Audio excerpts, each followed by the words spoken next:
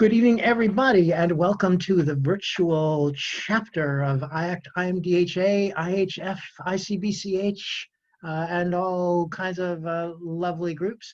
This is the 8th of September, 2020, Labor Day weekend, the day after Labor Day, as a matter of fact, and I want to point out to everybody looking, I am still wearing white, and I do not give a damn. So, so just thought I would point that out. And I am joined here, of course, by my co-host Karen Hand in Chicago. Say good evening, Karen. Hello, hello. Good to see all of you tonight, and it's a very exciting show we got coming up tonight. We do Don't indeed. So, forget that Michael mentioned some friendly organizations. You can get CEUs from all of those organizations just by checking in and say you spent some time with us tonight, and you can increase your CEUs, continue your education. It's really important. there you go. And among other announcements, we've got some stuff coming up. So Karen, anything you can tell us about Mid-America? Yes, Mid-America, October 16th, 17th, and 18th is virtual. It will be all Zoom, all live. Stephanie is going to be doing some stuff. We'll talk to her a little bit more about that coming up. She'll be there Zooming in with us. Michael is our keynote speaker this year, and he'll be giving his keynote on Zoom and be teaching as well. I'll be teaching, and we want you to join us if you can. Of course, you can do it from the comfort of your own home, and it's October 16th, 17th, and 18th. Registration is available, although we are still putting in all of the speakers since we're making this turnover kind of at the last minute. So you can go to the website mid-americaconference.com, mid-americaconference.com, and at least register for the Zoom conference. It'll be a lot of fun. Okay. And in November, there's a couple things. The first weekend, the first weekend in November is the NAF conference in well, I don't know where it is. I'm going to say in cyberspace, because they too have gone virtual. And guess what? I'm going to be keynote speaking there as well. Yeah.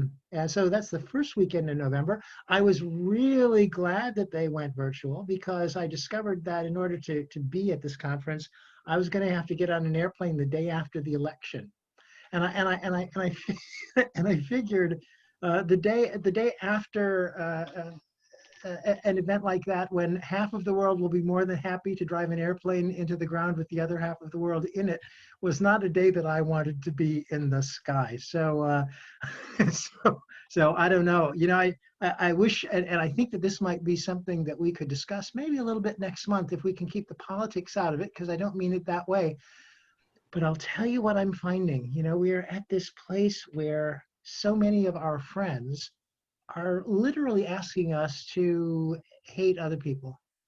You know, it's like we need, if we are professionals in this counseling therapeutic field, I think one of the things that we really need to figure out how to do is how to be able to be cordial with people that have different opinions from our own. Be prepared, because I was flooded with people last holiday season with how am I going to sit with these people for Thanksgiving or Christmas? And if you think it existed that way last year, oh my God. Okay, we're going to have a plethora of it this year. So just be prepared. And look, I am really concerned that this is who we have become. And just because you have a different idea than mine, please don't require me to hate you and or argue with you about it. You know, it's just not. It just doesn't need to happen. Can't we all just get along? Yeah. You know, wouldn't that be a lovely thing? So well, so there's that NAF coming up, and that's that first weekend in November. And I don't have all the details, but if you go to nath.world, which is their website, nath.world, you can find the information about how to register for that conference if you're interested. And as I said, it is online. I also happen to be the president of the Florida organization called the Hypnosis Education Association. We just meet here a couple of times a year, and usually we have a 3-day weekend in November. It was scheduled for the 13th to the 15th, and we are also going virtual. And that's really kind of cool, because it means that we can have a variety of interesting speakers. Karen Hand is going to be on hand to speak with us, and that will be lovely. And so another great weekend. And if you want some information about that, you can just look up heahypnosis.com, which is the website for the HEA. Or of course, you know, send me a note or whatever, and I'll be happy to send you links or whatever you need. So there we are. Excellent. Are you ready to proceed into the show? I am. I am just thrilled to talk about stories. Our friend Bob Martel, who has been a frequenter of the virtual chapter, is on his own a radio star and a hypnotist and an author. And Michael is say something, Michael, so that that book will be right up there. Oh, okay. I'm sorry. Yeah, I guess I got to activate the microphone. The Magic of Aesop here is the book that I'm holding up by Bob Martel. By the way, forwarded by James Hazelrigg as well. So, So Bob, first of all, I know that you live up there in the northeastern part of the country in one of those tiny little states that all run together, Massachusetts. Yeah, we call it God's country. Yes. Amongst themselves. Yeah. That's right. That's right. And, go ahead. I'm sorry. no, I'm listening. So tell us where you are actually located and a little bit about that radio show you do, and then I want to find out about this fabulous book. Well, radio star is a bit of a stretch. I have my own weekly radio show called Mind Magic, where Karen's been featured on the program, where we talked about hypnotic language patterns a few months back. But I'm just outside of Worcester, Mass. My practice is in a little town called Holden, but there's enough people. I'm pretty busy. I've been there for 13 years. Excellent. And somewhere along the way, you became fascinated with Aesop's fables. What got you into this book? We all tell stories. First of all, thank you for letting me talk about the book and indulge me for a couple minutes, but we all like telling stories in our client work and our change work. And the genesis for this book was a client that wanted to give up her habit of drinking 12 cans of Coca-Cola a day. Every day. She was a marketing executive and she was stubborn about it. And after 3 sessions, she wasn't making the progress we needed to make. So I handed her a book. I'm always giving books to my clients. I handed her an illustrated copy of Aesop's Fables. He wrote over 400 of them himself. Well, he didn't write any, he told them. It's a misnomer, he did not write any of them. 300 years later, they started putting them on paper. But I gave her a book of Aesop's illustrated fables, and I said to her, I want you to read these 21 fables. They're easy reading. They may seem like they're for children, but they were never, ever told or created for children. And that was in the 1400s when the printing press was made, that they started printing Aesop's fables for children to learn English. But anyway, I said, read these fables. Something will resonate. You don't even have to tell me what. But before you come in for your next session, I'm sure you'll be all done with Coca-Cola. She called me up and she said, I don't need to come back. And guess what? I'm not going to tell you which fable worked for me. I said, well, I don't need to know. The important thing is you stopped. Because I said, one of these stories will resonate with you. And we all know with telling a good story, the mind assigns the meaning and the value. Mm-hmm. And so I wasn't concerned. I just said, go home and read these. And that was a few years ago. And I've been in touch with her a few times. She was a mother. She had never read Aesop's Fables to her kids, but she discovered something new that helped her change her life, actually. Cool. And from that, I decided to write a book for our profession and teachers and anyone that's doing change work to learn how to use these fables. I mean, anyone can rattle off slow and steady wins the race, but you can do so much more with all of these fables. And in the book, I kind of map the moral with the fable and talk about some of the areas where you can use it in your practice.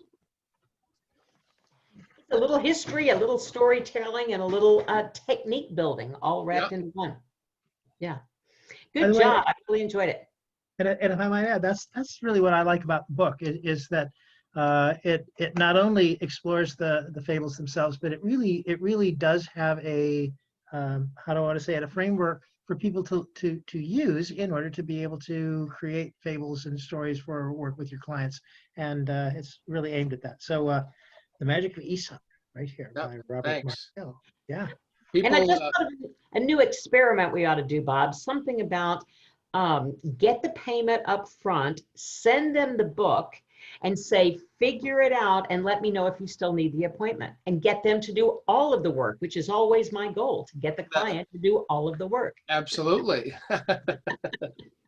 But people are intrigued to learn about Aesop because there's not much that people know in everyday, living. But these stories were never ever meant for children. When you delve into some of the fables that he told during his life. Now, aside from handing them the book and saying, read the fables, do you use the fables? Oh, no, of course. Yeah, that was the genesis for the book. But I will introduce them as the book explains. I might plant a seed at the end of the first session and not talk much about it. Because in the first session, we're doing our intake, we're understanding. And it's in that second session where I'll introduce the idea about, I might tell a story. I might use a fable. I might say, hey, that reminds me of, the fox and the grapes. You remember Aesop's fables, right? It's easy to go for that low-hanging fruit, but the things that are important, sometimes we have to work for. And it's easy to rationalize it away and just say, I'm not trying, I give up, I didn't want that anyway. You can see so many ways we can use that kind of thing. And with some clients, I will actually open up a book of Aesop's fables and tell them. And in the book, I include some that I do use. But I'll actually read the fable to the client in hypnosis. Yeah. A myriad ways that you can use those things. Yeah. So, yeah. So Bob, this is why you've got a book, and you're obviously so much more clever than I am, because I sort of had a similar idea, but I tried using Where's Waldo with my clients. Yeah. Listen. And when you find Waldo, you'll discover the answer. This is much richer and much nicer. How about Where's Michael? Oh, there you go. But here's the real magic of this of these fables, why they work. One, they're short. Two, they're compelling with their language, and it's all animals. There's something about animals that with children we use puppets. Excuse me. But what I found is it lowers the client's resistance. The subconscious mind will listen to a fox or a crow or a rabbit or a turtle, or pick your favorite animal, over a person. And marketers today know that in advertising, right? Silly rabbit tricks are for kids, right? Pay attention to the animals on TV commercials. Would you buy insurance from a green lizard? Mm-hmm. A green lizard's not going to lie to you. Of course not. So the fables in any good story, and they're tips for building rapport. And Karen's in the book actually with some tips for hypnotic language patterns. Thank you for that. I appreciate that. We're able to lower their resistance so that they're more accepting of what we're trying to share with them. Very nice book, Bob. Thank you very much for sharing that with us. And it is now available on Amazon, Kindle and paperback, right? Paperback and on Kindle. Yeah, yeah. So if you buy the book, I'd appreciate a review, or just get in touch with me and tell me what you think of it. So thank you. All right. Magic. You got to love a book that uses magic in the title. That's right. Thanks a lot, Bob. Thank you. All right. So, so get the book. By the way, he was talking about Massachusetts. I understand. He said he lives outside of Worcester. So I thought that meant he lived in the Shire, no doubt. Worcestershire. So exactly, Bob from the Worcestershire. It's lovely to have you here. And now we're moving on to our next guest. And I got to tell you, the thing about our next guest is she actually, we usually wait at least a year and a half before we repeat people. but we had her here in November. And by popular demand and just some compelling thing with me that said, Stephanie, let's get Stephanie, because you know, folks really enjoy her. So we were lucky enough to do that. So let me tell you, if you don't already know about her, Stephanie Conkle is an award-winning clinical hypnotherapist with more than 12 years of experience working with clients on a daily basis. By the way, I remember, Stephanie, you were in my NLP class 1 million years ago, were you not, through HPTI? I think so, yeah. I remember.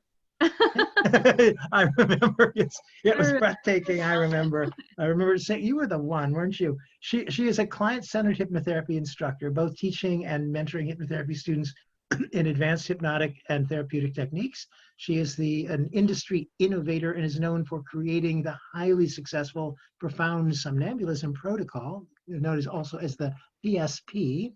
She is a published author, a public speaker, mother of 3, big job there, and advocate for children with autism. And her memberships include NGH and the other friendly organizations, ICBCH, IHF, and IMDHA, all of whom are endorsers of the virtual chapter. So thanks for being here with us, Steph. We're glad to have you. Thank you so much, Michael and Karen, for having me. I really appreciate it. It's a high honor to be called back onto your show again so soon. I appreciate that. Let me just say, we're going to do something with a little bit of a twist. While I definitely want to hear more about the profound somnambulism protocol, which is profoundly wonderful, Stephanie has been doing hypnosis as a business, not as a hobby, not as something on the side, not as something she's experimenting with, but as a business. And while she's best known probably a couple of different brandings, by the way. I remember your branding early on as a lazy hypnotist, and then it became profound somnambulism. I'd love to hear all about, and I think that, Michael, is one of the reasons that you brought her back, was to hear about doing hypnosis as a business. You bet. You bet, because it seemed to me, Stephanie, like right after you got trained and when you first started out, you shot up the charts pretty quickly.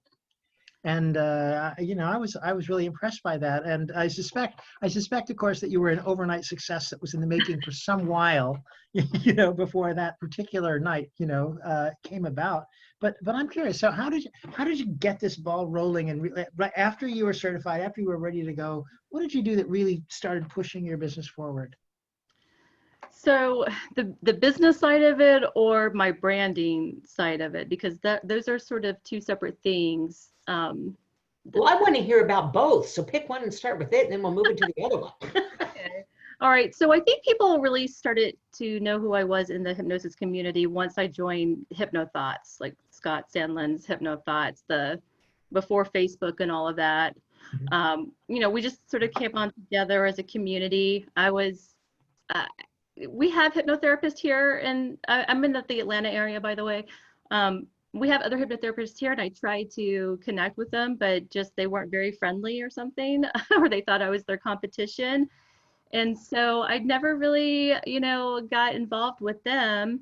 I did belong to the NGH, and I did go to the local chapter meetings, but I didn't really feel like a connection with the hypnosis community until I got onto HypnoThoughts. Once I got there, I was just like on there every day because I was just a hypno geek. And I think because I was just on there every day, I just sort of became a name that way, because people just knew who I was, and they could see that, yes, I knew what I was talking about. And I think I was giving pretty good advice and getting advice too. And so I think that's how people first came to know me. Sure. And then later I worked on my branding, and when I got my profound somnambulism protocol out there, then I did a lot more branding around myself and around the protocol from that point. But just starting off as a hypnotherapist I did not set out to be a clinical hypnotherapist. I never said I wanted to be a hypnotist when I grow up. Mm-hmm. So what did you want to be? Well, I wanted to be an astronomer, and then I just couldn't get the math. And then I went into theater. So I did 2 years of theater, and then I went from theater into film and video production, and I got a degree in film and video. That's how I met my husband. My husband makes low budget horror films, and he got one of his little horror films into the Cannes Film Festival right after my daughter was born.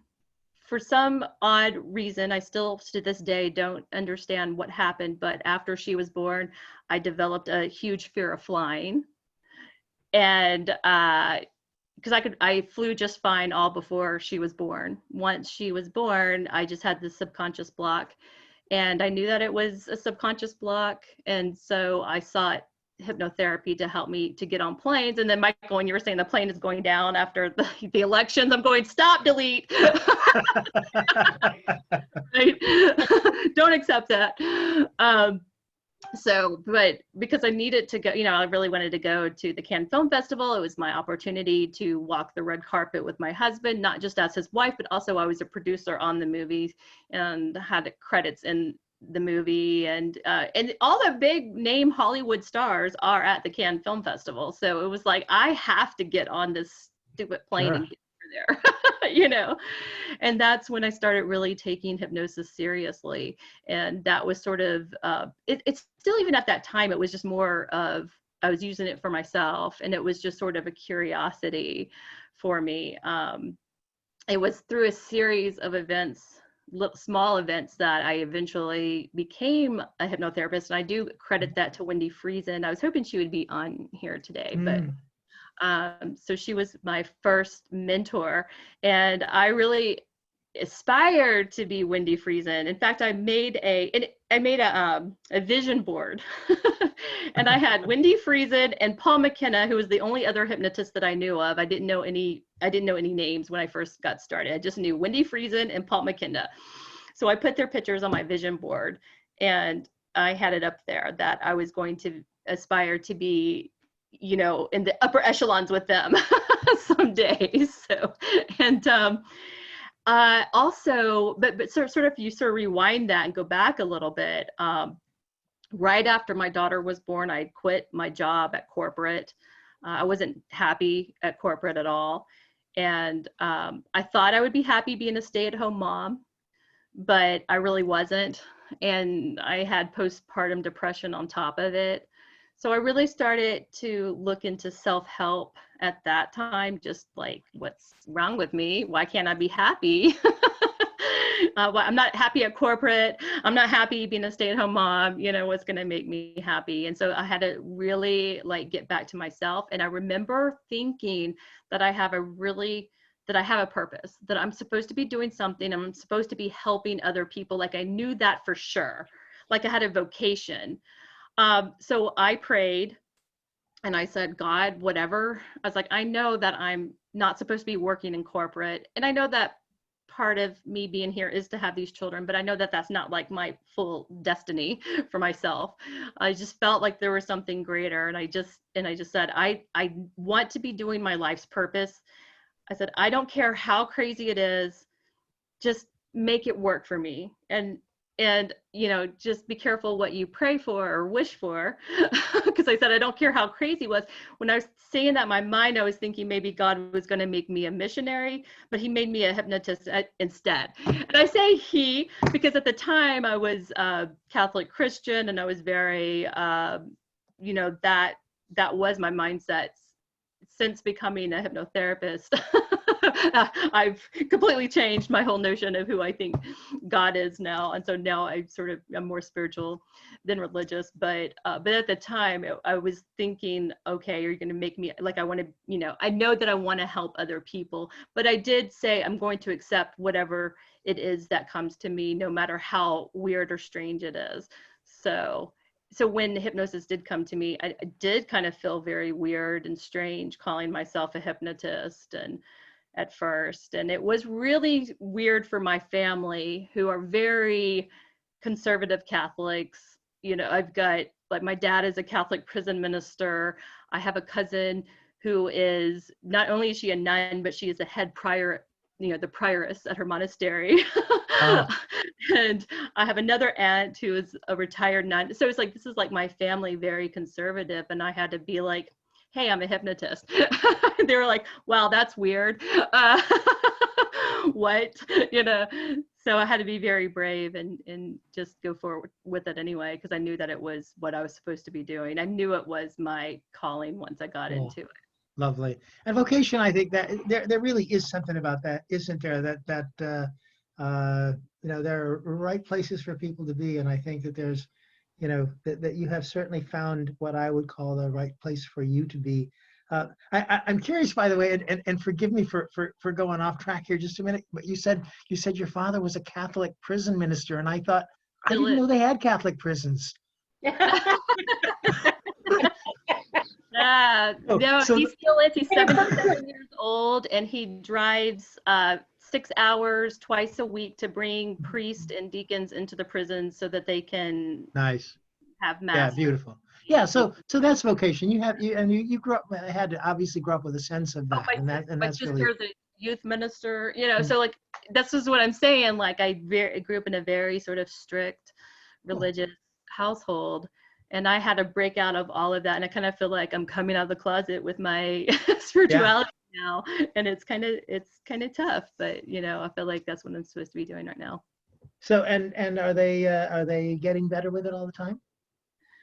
Yeah, my close family, not my extended family so much yet, but that's okay. The people who really matter. Yeah, the people who really matter.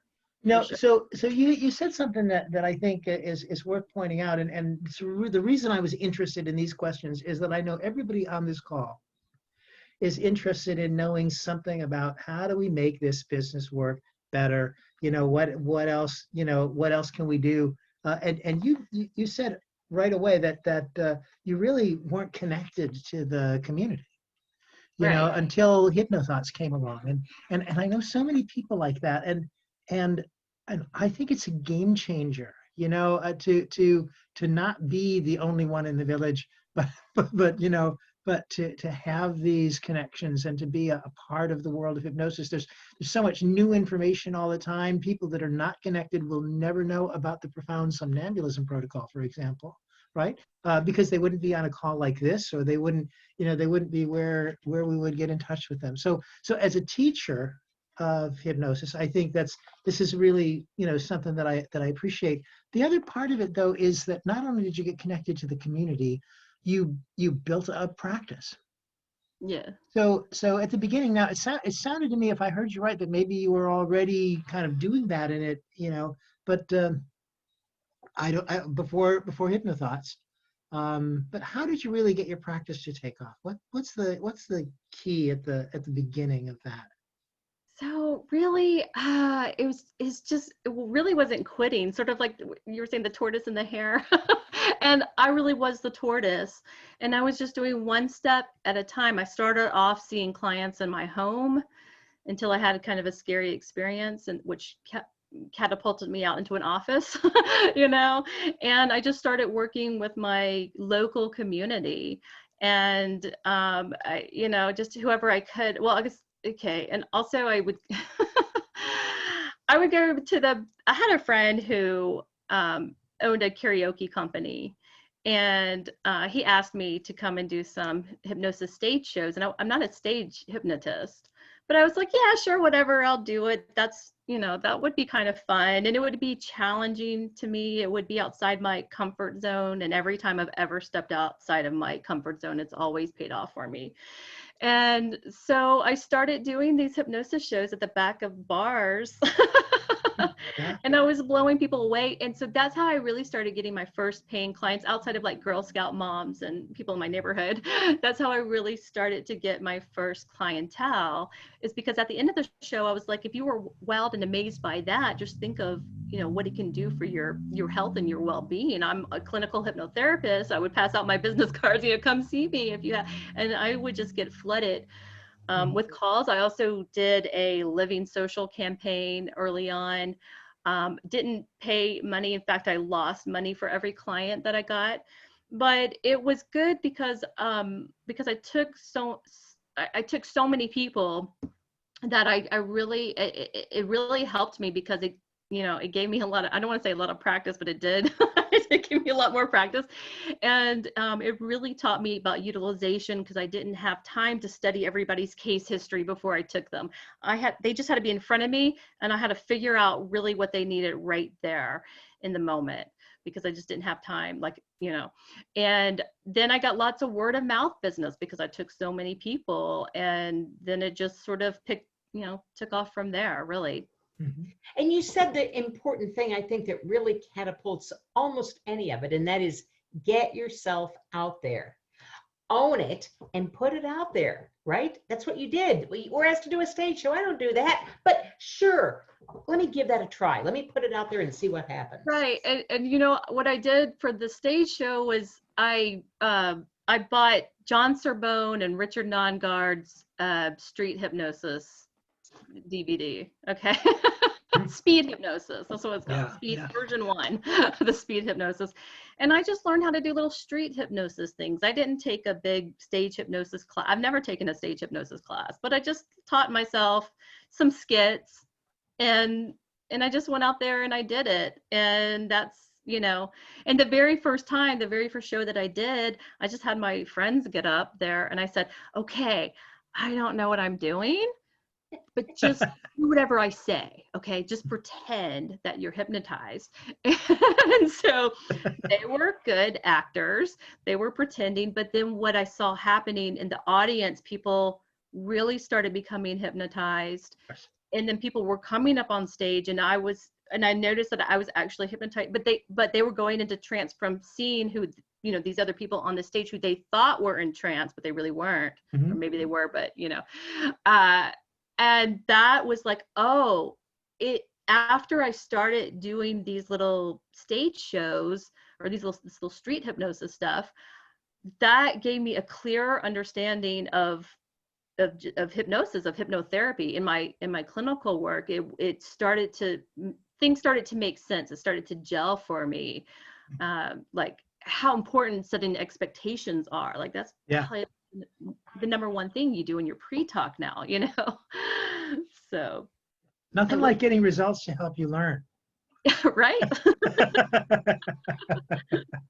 Yeah, that's great. That's a lovely story. That is a lovely story. So I don't want to step on Karen. Did you get your answer, Karen? Yes, I did. Okay, good. Yes, I did. So I guess we're going to talk about profound somnambulism in just a little minute here, but I'm wondering anything else that you have for people who are getting started, that they want to get their practice going. Karen highlighted this one thing that you did that I think really I want to highlight too, and that is that you got out there and you did something. I can't tell you how many hypnotists I know who have got their business cards and they have got their website and they got their certificate, and they don't have any clients, and they really don't understand why, because after all, they've got their certificate and they've got their website, right, and they've got their business cards. Just go out into your local community, and you can, and I did speak at, what are those clubs called? Rotary or Kiwanis. Rotary. I did speak at Rotary, and I did do some of that kind of stuff too when I was first starting out, just until my name got around the community, and now it's like, now I'm known as that hypnotist, you want to stop smoking? There's that hypnotist, up the street. So, right. You've also made great use of social media though, too, for years, long before I even knew you from Profound Somnambulism. I would see you doing Facebook Lives or other things. That wasn't your first brand you tried, right? Right. And no, yeah, right. And so I give credit to that to Telman Knutson, because he invited me to be a part of this big project that he was doing that subsequently actually fell through and it never got off, like really took off. But he was sort of coaching me as to what to do. And I was a very, I'm introverted by nature. And I was also the type of person that said, oh, I look too fat to be on camera, or I look too this, or my voice sounds like that. And I don't want to, I didn't feel very comfortable actually being in front of the camera. But part of his requirement was, he said, you have to go on Facebook and do a Facebook talk every single day if you want to be a part of this project. And the people who were a part of this project were very big name people. And I was just honored that I was even considered. He didn't really know me. I was like very honored, and I wanted to stay, among these great people. And so I was like, okay, I've got to just do what he's asking us to do. And so and Victoria Gallagher, she was a part of this too. And so both, and that's how Victoria and I became good friends, because we were part of this project and we both had to get out there and do videos. And it paid off. And now even though that whole project fell by the wayside, I owe him so much, because I would have never done that. I would have never put myself out like that without having that motivation or that encouragement to do it. Because then once we started doing it every day, it was like, oh, okay, it's no big deal. I was nothing to be worried about. I even started doing shows in my pajamas with no makeup, just to. Yes, that's exactly what I want to say, is that, yes, that's where I first saw you. How long ago was that? That might have been like 4 years ago or 5 years ago. I was doing the Waking Hypnosis show in my pajamas. Yeah, it seems like a long time ago, but I remember it. I mean, it sticks with you, right? Things like that do stick with you. Get out there and do it, because you never know when somebody might fold up a note that they made and go back to it 5 years later or 2 years later. Do it. Put yourself out there. I just think it's brilliant, Stephanie. Yeah, thank you. And Steph, you mentioned Wendy Friesen, of course, who was one of the first hypnotists that I ever knew, and just about everybody. She's been around for she's been around at least for 30 years or something. You will remember that she did a daily show. Yeah, right. I mean, every day, pardon me, every day for years. I lived for that show. I was so sad when she discontinued it, but because that's part of the highlight of my day, was her show. And then I wanted to be that for other people. So I need to get back on Facebook more. At the beginning, we weren't doing all the remote sessions and things that we are now in terms of working with clients. And I mean, so much has changed in the last 4 years. So when Wendy was doing it, I think the last 4 months, by the way. Sorry to interrupt. Yeah. Well, that's true. That's true. Right. Right. When Wendy's doing it, what it was doing was selling products for her, I think, more than anything. And I don't know about private clients because it wasn't, like all the local population, whereas things like the Rotary Club and all those stuff are people that are in your town. But of course, it's all a moot point, isn't it? Because now it doesn't really matter where they are. We have this wonderful access to use, and I'm certainly thankful for it, and it's made all the difference in my life and in my practice. Stephanie, you certainly haven't let down any. I mean, you've got a Facebook group, Profound Somnambulism, and you do all sorts of other things for your followers, for your students. What do you call them? Students, yeah, followers. And I'm devotees. Too. Jeff is one of my coaching clients, so he's here with us today. But you do a lot for them. I mean, you don't just teach something. And then, do you do certification courses? I'm sorry to ask, I'm just not sure.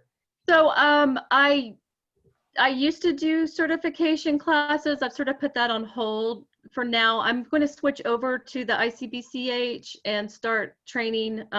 I've done the trainer with them, so I can start. I just have to get my act together and get them all my information. So I'm gonna because I was doing it under the Southeastern Hypnosis Academy, but I'm gonna switch to ICBCH just because I think I can get a better, broader audience that way. Yeah. So in all of this ancillary thing, let's just talk about your Facebook group for a moment. Okay. Who is your audience for that? What do you get out of doing that? What kind of interaction do you have? Tell me about that. Okay.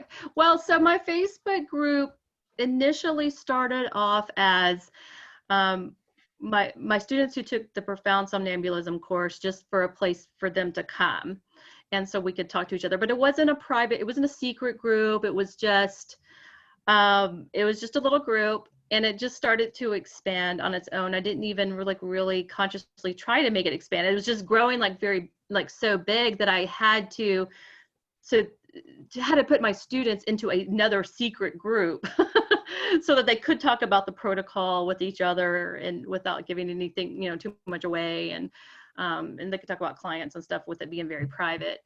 So it just sort of grew, and then I just kept it growing and just kept the engagement up that way. So even that was I didn't set out to really do a Facebook group. It just kind of happened, and then I just kept it going. It's a lot of work to keep those things going. And now you're telling me you have one for students too. How much time do you devote to that kind of thing? So, I mean, really not, whenever they have a question, a lot of my students are already masters, and so they can answer other students' questions. So I don't have to be there constantly asking questions, but I get a lot of private messages and stuff, and I do answer when I can. And so yeah, I devote some time to it, but it's not a big deal. It doesn't take up too much of my time. But it is good to know that you do offer that for your students. And your profound somnambulism course that you're teaching at Mid-America in October, is that a certification course in profound somnambulism? So it's not a certification course, but you do get 10 hours of CEUs for that. So I've been asked to make it into a certification course, which I think I will do, but I'm going to have to come up with tests and quizzes and stuff like that. So once I have all of that in place, then I'll make it into a certificate. I'll let people go back and maybe retroactively get certified, but they'll have to pass the test. Well, that's interesting to me, because I already thought that it was a certified program. It didn't start, because it wasn't when I even started off with this, I wasn't like, hey, I'm going to teach this class.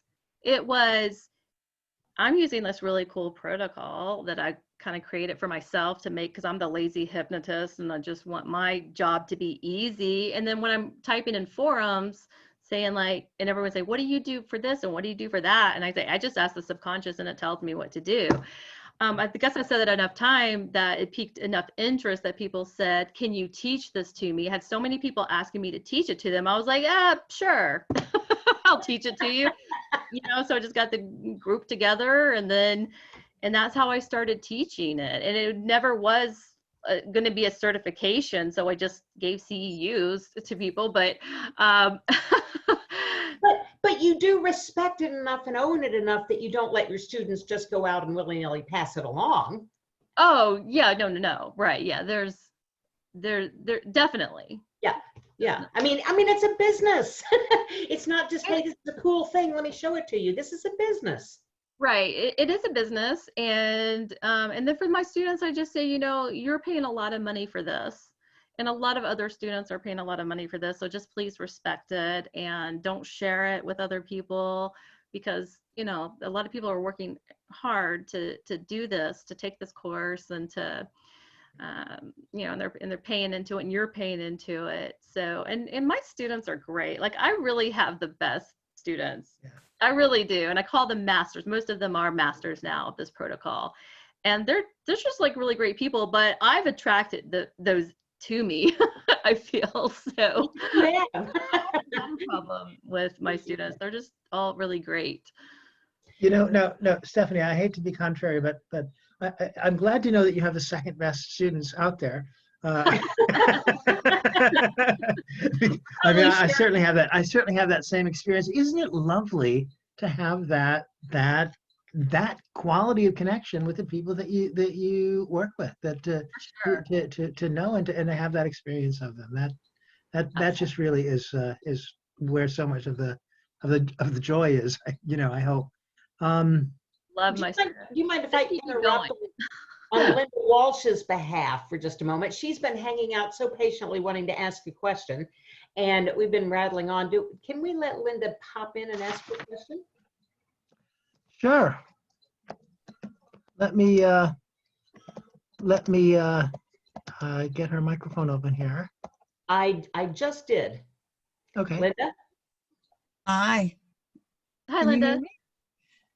I am very, very interested. Thank you for that, Karen. And also, Stephanie, I have just been so interested in profound somnambulism. Didn't know how to pronounce it. It's like I always kind of had a sense that there was this space within us, like a consciousness that's so much bigger than, the one I've been playing my deck with, that's for sure. But I just wondered what led you there? Oh, Big so question. yeah, that's a big question, and that's okay. I do get asked that a lot. So I didn't know that this was called direct voice. I knew from reading books that the subconscious can talk to you. Mm.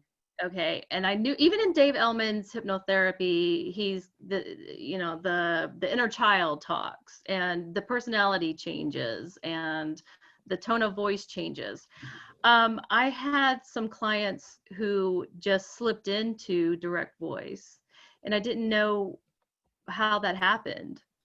And I thought it was cool that I was talking to the subconscious, but I didn't know how, I didn't know how this was happening.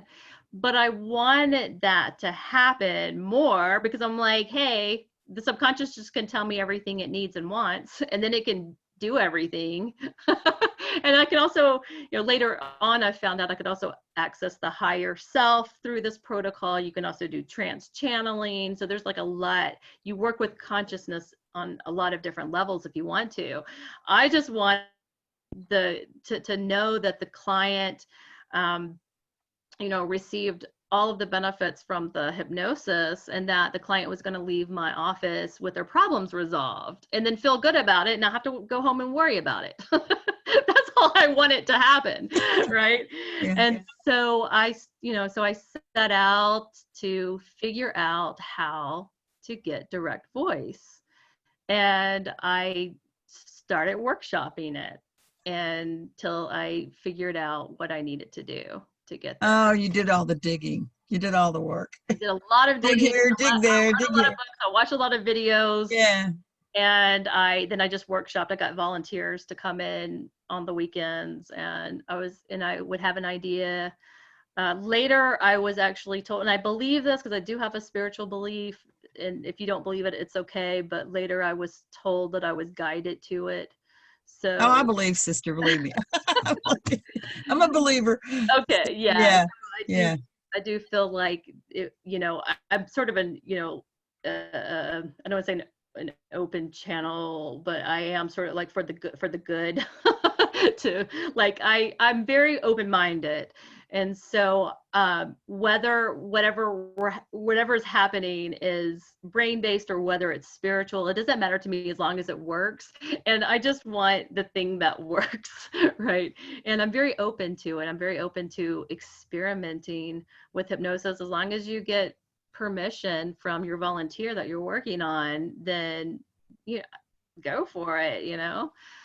Set up safety commands, and then what's the worst that can happen? So Steph, do you get direct voice everybody?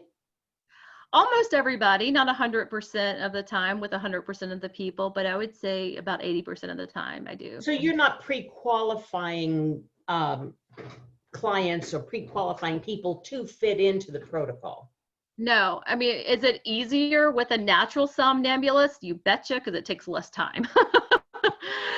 But just, if anyone who you can get hypnotized normally, they can go into profound somnambulism. So you're still, the people who are still very resistant and all of that, you still have to work with them to get them hypnotized. But once they're hypnotized, once they get into the regular somnambulism, you can deepen them and then get them into profound somnambulism. And my protocol is really a deepening protocol. And then it's certain steps to get to the access to the subconscious directly, or to the higher self directly, or your guides or whoever you need to talk to. Great. I want to get in here because I love what you're saying. And I'll tell you, I started loving it as soon as you said, I just ask the subconscious mind, and it tells me what to do. Yeah. You know, this is to me the epitome of client-centered work. You know, I mean, that's exactly the thing, as opposed to, you know, I've got some technique, or I've got some script for this condition, or I've got something, and you know, we don't really need any input from our clients. You know, we're just going to lay it on them. So you know, God bless you for that. That's just wonderful, and I think it's really the backbone of what client-centered work is about. I'm a little curious just about language, and mostly I have a good sense of it because we've talked about this before, but for the benefit of people listening, these are great words: profound, de profundis. You know, I'm thinking about profound somnambulism. By the way, lots of points in Scrabble for all of that. And, For sure. And I guess what I want to know is, what is it that makes profound somnambulism profound? That is it the same as ultra depth? So I would say that it's probably more akin to ultra height than ultra depth, but you get the direct. Can you clarify that just for the benefit of people that are? Okay, so when you think ultra depth, you probably think more of like body catalepsy or catatonia or full body catalepsy, people who are in full body anesthesia, something like that. That's what you think of as, you know, the body is completely relaxed. And okay, ultra height is more of the mind is like, the body is very relaxed, but the mind is very alert. All right, and then kind of crosses into another level of consciousness that I don't have. It would take, you know, I could give like an 8-hour seminar on consciousness. Well, you know, I think if and pardon me for jumping in, but I think I got this. When I first became a hypnotist, I had a guy who came to see me that, well, he wasn't a guy who came to see me. He was a friend of mine, actually lived in my apartment complex. And, you know, I had taken this hypnosis course and I was just kind of feeling my way around. And he said he wanted to do a past life regression. And I thought, gosh, you know, if we're going to take somebody to, you know, 1,000 years ago or something, you know, then clearly that's got to be like really deep. So I just started stacking inductions on top of inductions, you know, and it's like, and now you're sitting under a tree and you're completely relaxed, every muscle in your body, every fiber of your being, all the way from the top of your head down to the tips of your toes, and you're relaxed and you fall asleep and you fall into a dream. And in the dream, a hypnotist shows up and he begins to count backwards from 10 to that, you know, and then another thing, another thing. And finally, I said to my friend, and tell me where you are and what's happened, you know, where are you and what's happening? And he said, almost, you know, have you ever had the experience of like taking a 45 RPM record and playing it on 33 1/3? You know, he said to me, I'm so heavy. And he couldn't talk to me at all. So this alertness of mind, as opposed to this heavy body that really doesn't allow him to be interactive. Right, and they can have a heavy body, that's fine. They just have to still be able to talk, and I'll even give that as a direct suggestion too, that you can stay in hypnosis and still talk to me very easily. Your body can still feel nice and heavy and relaxed. Yeah. So I just want to set up that they can do both, and part of the protocol is they're talking to me the entire time, and at some point they're slipping from conscious awareness to unconscious awareness, and then they come back to me later, and they usually have amnesia of that whole time that I'm just talking to the subconscious or their higher self.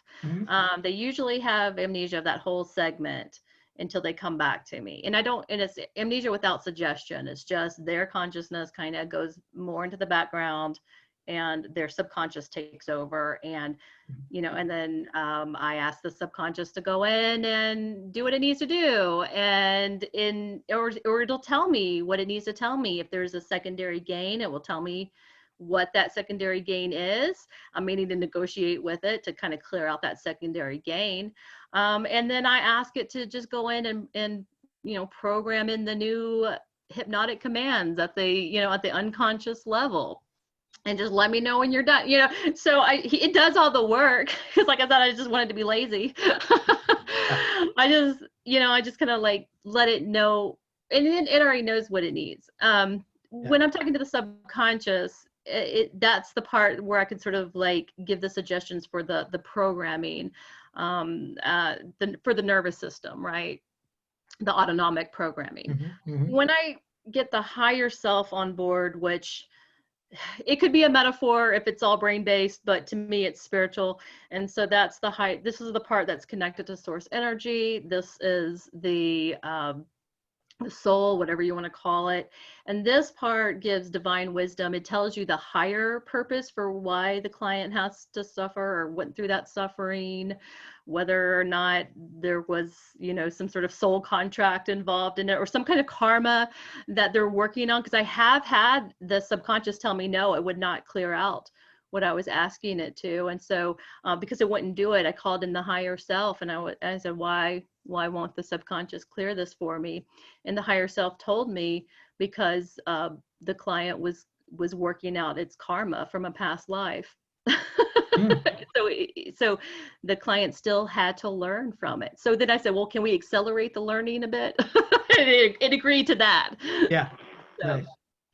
and that makes me feel better because then I don't feel like, oh, I failed as a hypnotist and they didn't get what they came to see me. But I have it on, and I have it on tape. I've got it on recording, like your subconscious said. You were clearing out. No, you couldn't possibly fail at a hypnotist. I had some training from Richard Bandler, and he taught me very clearly that whenever you get a really good result, you get the praise that you deserve for the result that you get. And whenever your client does not succeed, well, that's because they screwed up somehow. But I would always feel like, I get all of these really great compliments, all these wonderful testimonials, but it's like that one or two people that just can't get for whatever reason.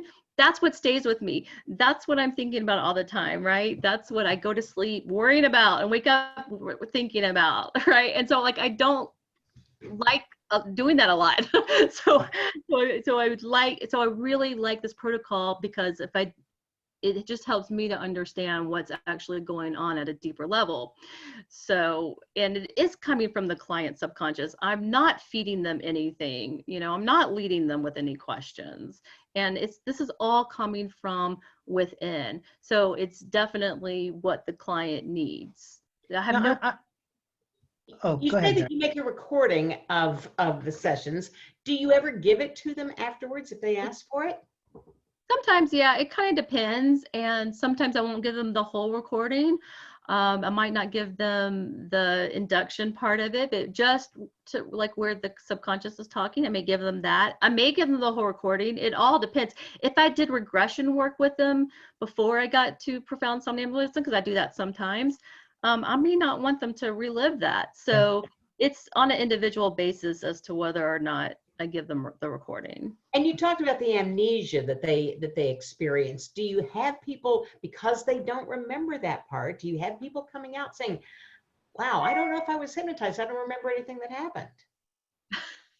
Sometimes. Even in this kind of profound experience. Yeah, because they say I felt like I was sleeping the whole time. I wasn't hypnotized because I was asleep until they listen to the recording. So if I record it, then I've got proof, right? I've got, what do you call it? I've got evidence that they were hypnotized, right? And so there's no doubt.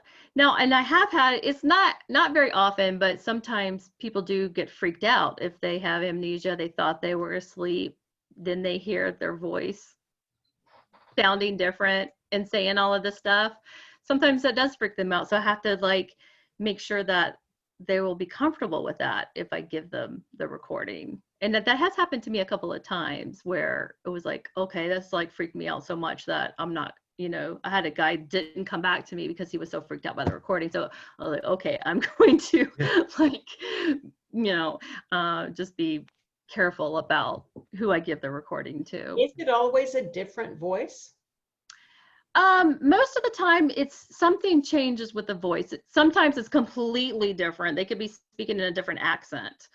And then sometimes it's just a whisper, or their voice gets softer or gets louder. Like there's definitely a change.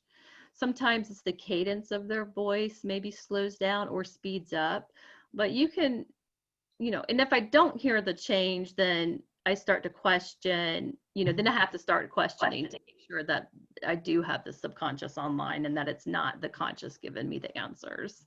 Yeah. And that makes a lot of sense to me, because I think even when, because we're talking about different functions that different parts play in this interaction, I know when I change just changing on my role in an interaction, if people are really good at calibrating, they're going to hear that something has changed about the way that I speak, or the cadence, or the delivery, or something will be different. So if there's not, yeah, I think that's a useful. And also I want to say not everybody has amnesia. And what I find is that the most spiritual people that have the highest spiritual belief, they can stay and observe the session, but still the subconscious or the higher self still comes through them and they don't interfere, and they'll remember the session. But if it's just like just your run-of-the-mill average everyday person coming in off the street, then they usually have the amnesia. So I've got one question for you, and then I'm gonna back off a little bit. Karen might have something else, and we can get some Q&As in here as well. But and by the way, Stephanie, you know that I love you, so I hope I'm not putting you on the spot by asking you this, but I'm curious about something. Is I really appreciate this client-centered approach. I really have a tremendous amount of trust and respect for the unconscious or the subconscious mind, and you said earlier, it already knows what it needs. And I guess, so this is the profound question for anybody who doesn't have a way to think about this already. So I wonder how you think about it. If it already knows what it needs, why does it need you? And why did it show up there in the first place? How do you think about that? And so I think the subconscious brings them to me because here's the thing, there's still, again, this gets into consciousness, and I'd like to do like a TED talk or something on consciousness. Mm-hmm. We have a consciousness. So, and this gets into spiritual stuff. So this is, and I don't know how many people are spiritual, how many people are just solidly brain-based, but we come onto this planet not remembering who we are, not remembering that we are, part of source. We don't remember that. We're not supposed to, right? And we have to, so we have free will, and we are here to experience stuff. And part of that is pain, and part of that is bad habits, and part of that is relationship problems. That's, that's part of why we are here. But once we ask for the help, then the subconscious can help, or our higher selves can help us. God can come through and help us, but we have to ask for it. We have to accept it. We can be resistant to it. In fact, when I talk to the subconscious, I'll say something about, well, why hasn't this happened before? And the subconscious will say, because Debbie is stubborn. I've been telling Debbie this all along. Debbie's not listening to me, and so then it's like, well, Debbie is here now, and she came on her own free will, and she would like your help. And I know how powerful you are, and can we help her now?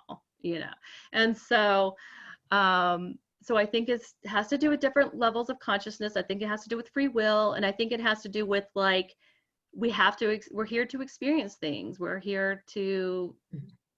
Sometimes we're here to clear karma. Sometimes we come in just to help the planet in some way.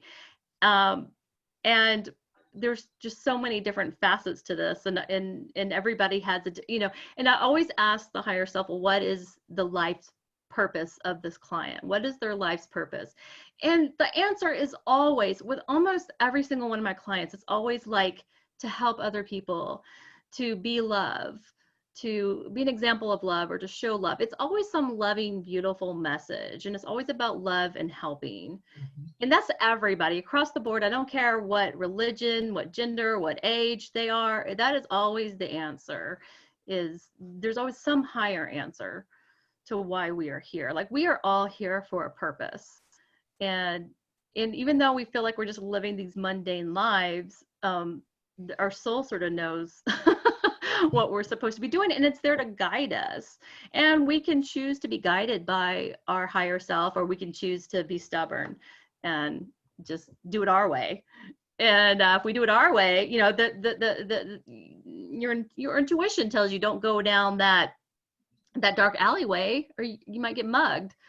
And you're like, psh, I'm just shorter to go down that dark alleyway. And you go down it anyway. You don't listen to yourself, and you get mugged. Then your higher self says, all right, well, I tried to tell you. And so our higher selves, our souls are speaking to us. Our intuition is speaking to us all the time. Do we choose to listen to it? Do we choose to allow it to help us, or do we just block it out and just say, hey, I'm just going to do it my way? And I think when people finally get fed up and they come to us as the last resort, they're like, all right, I can't do it my way anymore. Yeah. I'll try it your way now. And I said, nope, we're going to try it your subconscious way. In fact, I say, I'm not in control of this session, and you're not in control of the session. Your subconscious is 100% in control of the session. And I leave it up to the subconscious to guide us to where the client needs to be. Nice. So you got your own protocol. I mean, that's cool, right? And I just want you to say this directly, because you've implied it a bunch of times. So I'd like for people to get clear about this. The question I was going to ask originally was, is it generic, or are its uses all across the board? And I think even more specifically, are there things that you wouldn't use profound somnambulism for, or it seems to be so flexible? I was using it for every single thing because I was teaching it, and you know, and I was still experiment, and I still kind of experiment with it every once in a while to see if I can do it faster or whatever, you know, tweak it here, tweak it there. But then I came to realize, like, okay, like if it's something simple like smoking, I don't have to like bring in the subconscious for someone to stop smoking. You know, I've got a much simpler, easier protocol for that. You know, and then also I've discovered if they want to do past life regression, it's great for past life, because I can ask the subconscious, you know, does this person have past lives that they're still dealing with in this lifetime? Yes. Can we go to that past life and clear that karma? Sure. And it'll take me to the past life. So it can be used for anything. But some things it's like, oh, well, if you just have if it's not really that big of a deal, if I don't need a lot of explanation of what's going on, and it's pretty cut and dry, then I don't use it. I don't use it on children under the age of 12. You know, there's some issues that I don't use it on. It's great for PTSD, because for the clients who have PTSD, you don't have to do any kind of regression with them. It becomes totally content-free hypnosis at this point. You just ask the subconscious to go in and to remove the PTSD, since it's not serving the client anymore. And once the subconscious agrees it's not serving the client, then it will go in and it will remove it. And I don't even have to tell it what to do. I ask it, what are you doing? What are you doing to remove it? And it will give me its own set of metaphors of how it's removing the PTSD or whatever issue it is that we're working with. Have you ever had the response, I don't know what to do? I have had the response, I don't know, and from the subconscious. And so I'll ask if it can try. And then sometimes if it's like really stumped, that's when I call in the higher self. Right. In fact, there's always an answer then from the higher self. You've never gotten a situation where you get an I don't know. I know you said sometimes they've got karma to work on and we can't change it, but you've never gotten an I don't know what to do. Not from the higher. I have gotten it from the subconscious, but in those cases, I do believe that the subconscious doesn't know what to do. So I bring in the higher self, or the higher power. And then, so for instance, I had a woman who came to me who was in her mid 30s. She was rail thin, looked very sickly. She was so sick, and she had all kinds of problems. She had bladder and like constant chronic bladder infections. She had something with her urinary tract, interstitial something, I can't think of the word right now. And just very, very sick, very weak. And when I was talking to her, you know, and her pain level was a 9 out of a 10 when we were talking. I said, well, how long have you had this? She said, my whole life. Well, you know, all clients say my whole life. I've had this my whole life. And I say, oh, really? So you had this when you were 4 years old. And then, you know, they usually say, oh, okay, well, maybe when I was like 22, it started. And, oh, so you had this when you were 4 years old? Yes, I've had this when I was 4 years old. I was like, oh, interesting. So I got her into profound somnambulism. I talked to the subconscious. The subconscious didn't, it was like the subconscious didn't know if it could heal her or whatever. I can't remember the details there, but I do remember I called in the higher self because I'm like, this is the job for the higher self now. Oh, I know why. I know why. Because we brought her back to infancy. And so I was like, all right, let's bring in the higher self to see what's going on. So she did. So what happened, and she could have never guessed this. The subconscious didn't even really understand it, but the higher self pinpointed what the problem was. And what happened was when she was an infant, she had mono, but she was treated for pneumonia. And so they gave her the wrong medication as an infant. And that medication caused her to have problems from infancy. And she kept taking, and she took this medication for years and years. It was causing problems. And her parents kept adding other medications on top of it, not knowing what the issue was. So her whole life, she had been medicated. And the higher self said, she's been treated for the wrong thing her whole life. And then furthermore, it could, with the medications that she was taking now, it identified an ingredient that she was highly allergic to that started with the letter P. Like, how can it do that? Right. And then it gave her, it healed what it could. And then it said, moving forward, she needs to drink this, like lots of lemon water and whatever. After I woke her up and I told her, I debriefed her and I told her what her higher self said. And she said, oh, I would never drink lemon water because that would inflame my uterus or whatever, in my bladder. Because she had something with uterus, something with her bladder, like all this stuff here. And so that's how I know that she didn't make that up, because she didn't even think she should drink lemon water. So I was like, well, go to your doctor. I always have to say that. Go check it out with your doctor. Okay. And then she, like 2 weeks later, she wrote me this beautiful email, this beautiful testimonial. She was healing. She drank the water and her body started healing itself. And there's nothing, I could have never, I don't know what her issue is. Like, I don't know I'm not a doctor. I just told her what information her higher self gave me, and then do what you will, please go to your doctor, but but I get stories like that all the time, just amazing stuff. Yeah.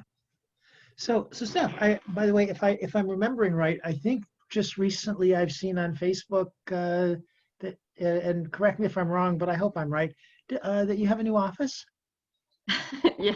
Is that right? Yeah, I have a new office, which I'm now in a wellness center with other therapists. So I was in an office with there's like other lawyers, and there were other therapists too.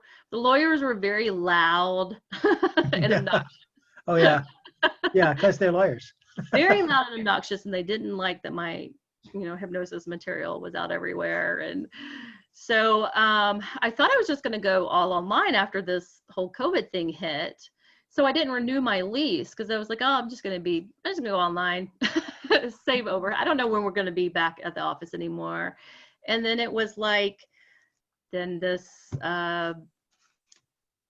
opportunity came up, like out of the blue. And then I had this like wonderful opportunity kind of hit me, and I had to follow that. And it turns out that I made the right decision, because I have a lot of clients who still want to see me in person, instead of online. So Well, I'm and, glad. and by the way, that's why I asked the question, is that, and a couple of folks in the group here have in the chat room asked it as well. So you're working out of an office and you have a lot of clients that like to see you there. And so I guess the question is, do you use profound somnambulism online remotely or only in person? Yeah, I prefer in person, but I have used it online. So very successfully. In fact, some of my, when you take my class, you'll see some of the videos, demos are real, all my demos are my real clients. Most of them are audio because I don't typically video, because it's like in my office. But for the Zoom calls, I have had a few Zoom calls where I use profound somnambulism and it's there and you can see how I do it that way. Right. So. Does it require very much modification at all? Or?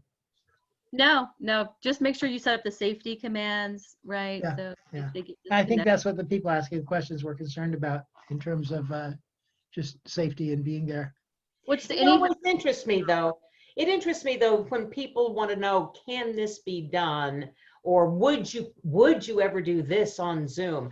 And my question is always, well, why wouldn't we? And how can we do this? Sure. And this is what presents us now, so why not? Yeah. Let's- Yeah, I think that question, and I used to say this a lot when we were first doing online, is people would insist to me, you can't do hypnosis online. And in fact, syntactically, one of the most terrible English constructions I can think of is you can't do this online because what if blank, blank, blank?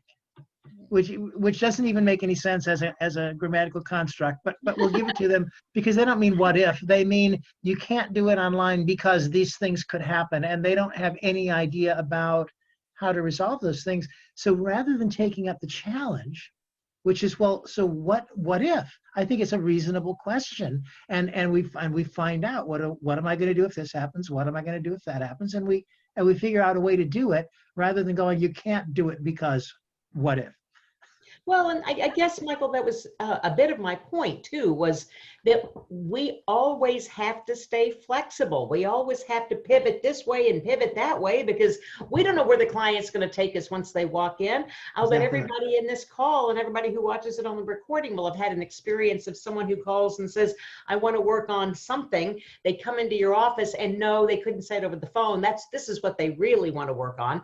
So you always have to be able to pivot and move and adjust and calibrate. And why wouldn't you do that under whatever circumstances you have? If we're on an airplane and it's noisy, you calibrate to that. If we're, and hypnothoughts, Stephanie, I like you, that's my tribe. And I've hypnotized people on the casino floor there because that's where they needed it. So me too. right. So that's what I'm saying. What I would love for us all to begin to ask the question, how can we make this happen under the circumstances that are presented here? Exactly right. As long as you can talk, you can hypnotize people. As long as they can hear you and you can talk, you can hypnotize them. I even think that talking might be optional. Well, if you can't talk, that you also may have, I can't talk. Well, I do. I talk to my dog all the time, and he talks to me too. We don't speak the same language, but boy, do we ever know how to communicate with each other. Right. You bet. Yeah, right.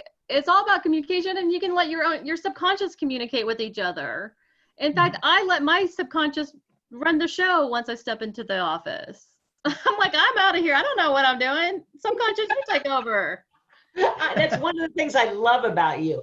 And I heard you say it a long time ago about what drew you to Wendy Friesen was she was kind of a hot mess. And you thought, well, if she can do it, I can do it too. And I'm thinking that's what we all are, right? And we can all, if we just relate to it and are called to it and want to, we can all do it. And that's the message that I give my students, my followers, whoever you want to call them. That is the message. Like, I don't want to say I'm nobody special because I think I am special, but I'm nobody, I'm not like that. I'm a mom of 3 kids. I've got an autistic child. I live in the suburbs. I'm in Georgia. Like, I'm not like some big celebrity or anything. I'm just like a normal person. And, and it's not like I have an okay IQ, but it's not like I'm not a genius. Like, you guys, like, if I can do this, you guys can do this too. And it's just about trusting yourself, trusting your own subconscious, and having confidence in yourself. You know, and confidence can be learned, and confidence can also, you can pretend to have confidence and it would still work. That's right. You can pretend to be hypnotized and it will still work. That's right. Why not That's right. pretend to be a hypnotist? It will still work. When I got started, I just pretended I was a hypnotist because I had taken some acting classes, and I was like, what would a hypnotist act like? Because I didn't know, you know, I kind of started off life coaching, but when I got into hypnosis, I was like, okay, I'm going to pretend like I'm a hypnotist. And that's how and it worked. Look at the two models you set up for yourself to begin with, Paul McKenna and Wendy Friesen. You couldn't find two hypnotists more different. Yes. Right? And that's another thing. When I teach certification courses or any students, I want them to see all of the different ways of doing it. I'm not trying to make them me. I want them to be the best them they can be. And so they need to go find a model who will give them something they can latch onto. Wouldn't you agree? Absolutely. Yeah. Yeah. And you know what? Even when I was acting like I'm a hypnotist, I would say, what would Wendy Friesen do in this situation? You know, and I would just get into Wendy Friesen. I am Wendy Friesen. This is how she would do it. And I sounded like her, and, you know, and all of that in the beginning until I found my own voice and I was comfortable with my own voice. So I did sort of like this trance identification without even knowing what that was. Right? In my opinion, that's what makes Wendy great. And that, Stephanie, is what makes you great and what makes Michael great. It's the authenticity. You're just being authentically you. This is what we do. And it took me a long time to get there. It took me a long time to get there. But once I realized I can just be my authentic self and I don't have to be anyone else and I don't have to pretend anymore, and I just let it all go. And guess what? It was still working.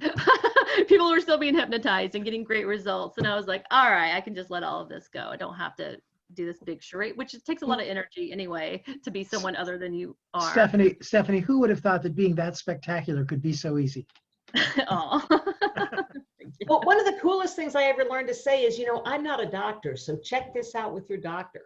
Yes, definitely. I'm not that. You didn't come to me for that. You came to me for hypnosis. I am that.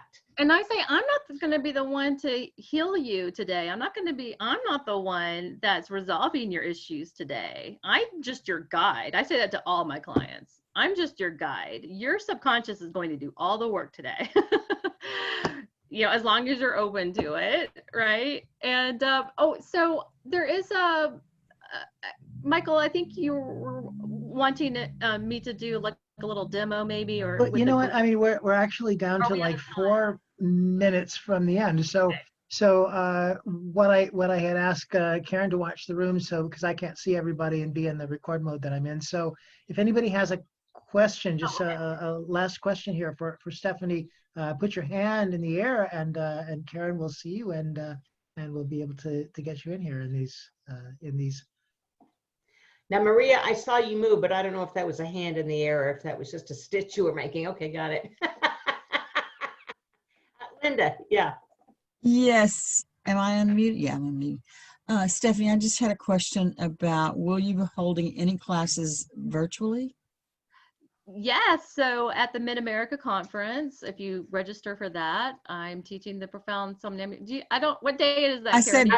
I said virtually. Okay, so it's all virtual, but you can take Stephanie's pre-workshops without joining the conference. Of course, the conference is great, but you can take Stephanie's on her own.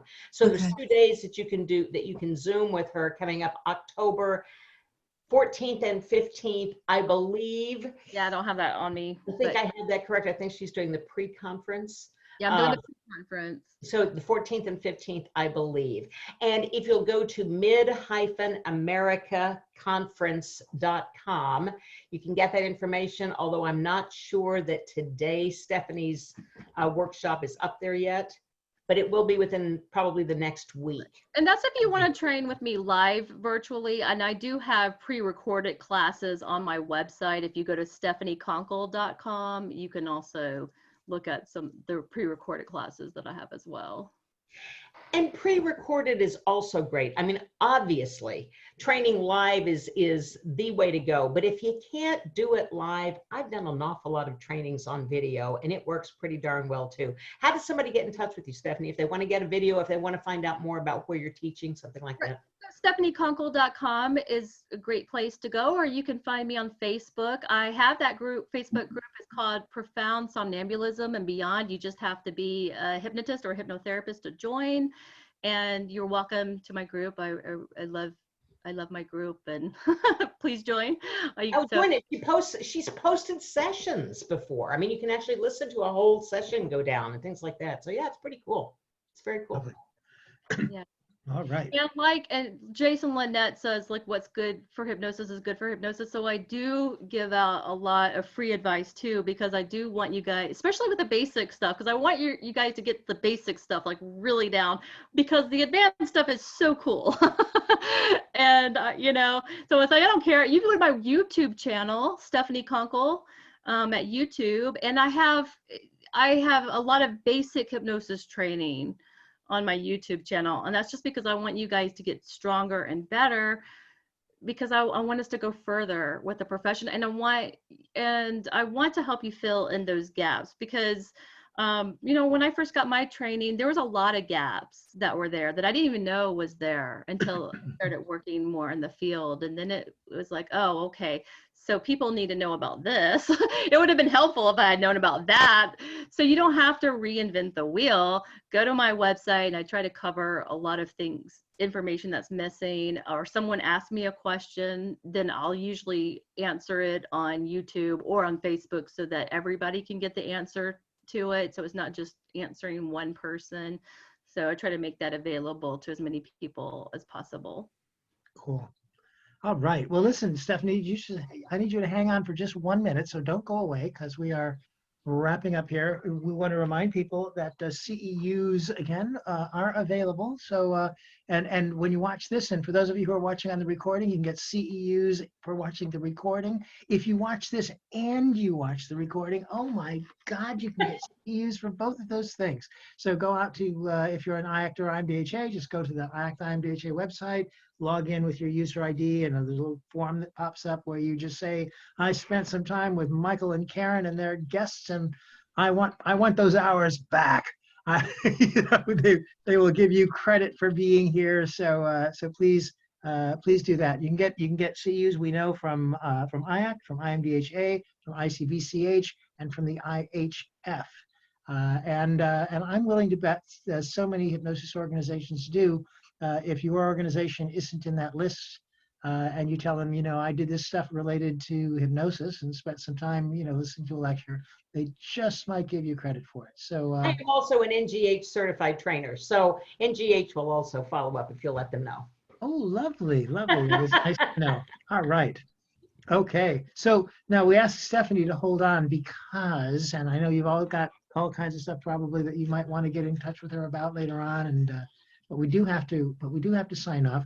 So what we like to do, and of course I think most of you remember if you've been here before, is in a moment we're going to unmute everybody's microphones, and in a great cacophony of love and affection, we can all wish Stephanie good night, and thank her, and Bob Martel as well, if he's still out there somewhere, for having been with us tonight. So are we ready for that? Are you ready for that, Karen? Yes, I am ready. Oh my God! Michael, thank you, Karen. Oh, it's different. Wait a minute. It's different now. Love you, Stephanie. There There you go. Everybody open your microphones. Thank Thank you. you, Stephanie. Thank you, Stephanie. Thank you. Stephanie. Same time. Love you all. Thank you, Stephanie. Thanks, Karen. Bye. Bye. Thank And you. Bye. And Bye, Michael. everybody. Good night, It everyone. was great. Thank you. See y'all next month. Thank you.